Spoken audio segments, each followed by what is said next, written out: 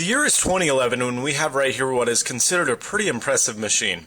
Now it's a quad-core Intel i7 and it performs pretty marvelously. 2.2 gigahertz processor, 1 terabyte internal hard drive with a 125 gigabyte SSD. And my question is, will we look at this in 20 years like we look at this? Right here we have the Macintosh IIsi. Let me give you a rundown of the specs real quickly. It's a very funny computer. This was manufactured in 1991, although the model itself was released in October of 1990. It came out for $2,999. $3,000 for this computer. This was only $2,200, and this is like one of the top-of-the-line MacBooks you can get. So this was impressive back in the day. It had a 20 megahertz processor.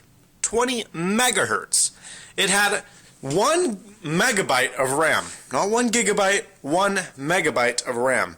And it had a 40 megabyte hard drive. Now this has been upgraded to 5 megabytes of RAM and an 80 megabyte hard drive, but an 80 megabyte hard drive, even in today's standard, can fit about 10 songs. So it's not a whole lot anymore.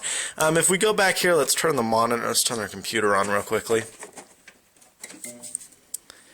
Anyway, we have a CRC monitor here. There's a this was all manufactured in Japan. Back in '91, Japan was kind of the China of today. Everything was manufactured over there. It was a little bit cheaper, and then the Japanese had kind of their own industrial revolution where they kind of got rid of that and became a society more like ours today. But this was, the very first computer to have line in. So as you can see there, by the way, there are no USB ports. There's nothing of the sort. This is all serial.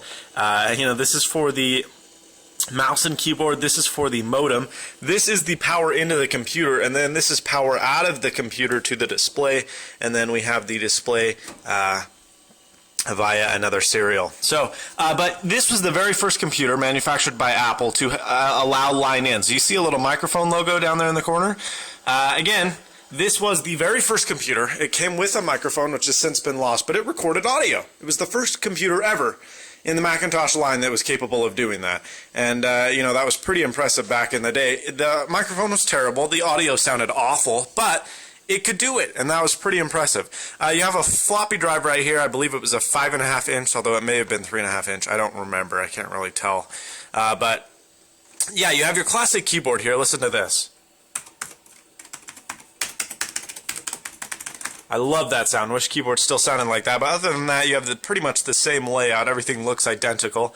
You have your mouse here, very non-ergonomic. This is, of course, ball track. There was no laser tracking or optical tracking back in the day. This was the only part of this machine that was not manufactured in Japan. It was manufactured in Taiwan, but pretty cool. Back here we have the Apple StyleWriter 1200. This was a printer, and it's a pretty unique printer. It was one of the very few printers Apple manufactured, and the reason it's cool is because it's absolutely 100% vertical. Now, most printers load vertically, but then they go on a horizontal angle to print. So the printer head will slide back and forth on an axis like this. Well, the StyleWriter 1200 actually printed vertically, and your paper didn't come out in a horizontal angle until it was finished printing.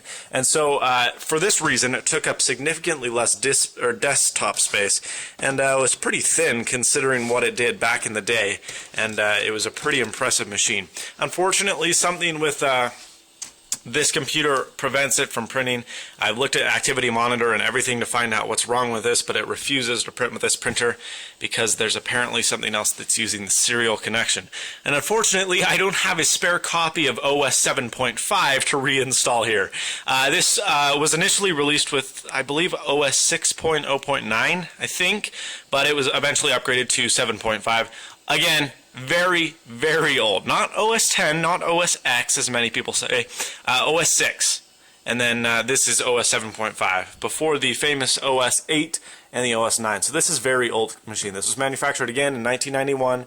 And, there's a very few applications on here, but I do want to demo one. First of all, we have Netscape Navigator 2.0. This was like one of the first browsers before, Safari, before Mozilla Firefox, before Google Chrome. Predated all of those easily. I think AOL had a browser, which was the next closest up, but Netscape Navigator just dominated the browser market, and this was one of the very few computers back in 1991 that was capable of connecting to the World Wide Web. We didn't even really know what it was back then. We have Canvas 3.0.3. This is a graphical editing software. It's very, very powerful, and considering it's this ancient machine, but it's a mockery in today's standards. And then we have Microsoft Word. I apologize for how it looks on the camera. It's not the display. The display looks fine for me, and the camera works fine. It's just these CRC monitors have never been able to be filmed. So that's that. But we have Microsoft Word version 5.0. This was copyrighted in 1991.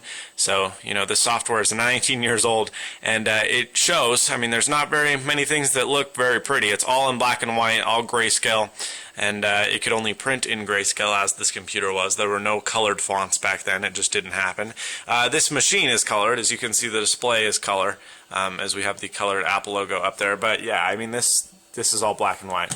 We have a font here. We have it, let's make it big, and we can print Stay Snazzy Folks.